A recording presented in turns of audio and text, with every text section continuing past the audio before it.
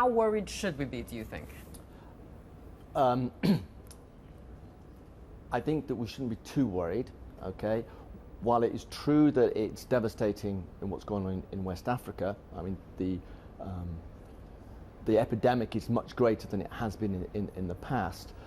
Actually, for it to get outside of West Africa is going to be pretty difficult. But it has, though, already. I mean, we have one case in Spain and now another case suspected in Brazil as well. And isn't the worry that once it's out, then it can be very hard to control?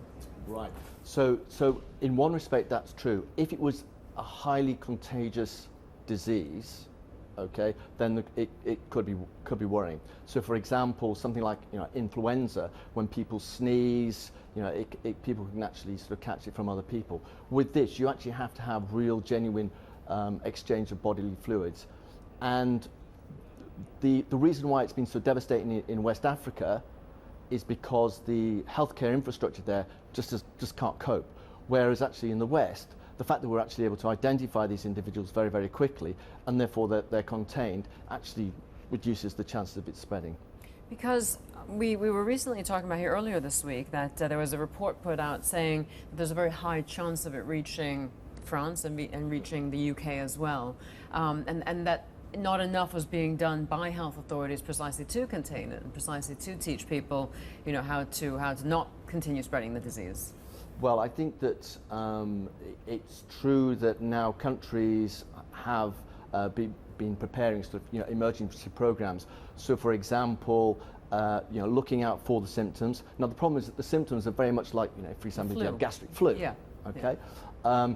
But what they also have to do is they'll ask the questions about, okay, so where have you travelled to West Africa recently? So, for example, the Brazilian case you just referred to, the individual being in Guinea, other people, they had been in that region before. I know.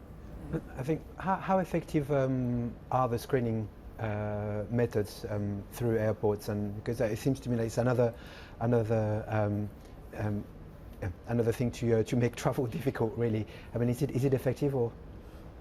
Well, so exit screening or entry screening. The advantage with exit screening, okay, is you actually know people who are leaving the country, and over the past 2 months there have been 36,000 people have been exit screened coming out of these countries. 77 people were spotted to have something that sort of flagged up on the temperature scans. Not one of them had Ebola. I think about 6 of them had malaria. Okay. So it's one of these things where it can possibly filter out, but actually it's pretty rare.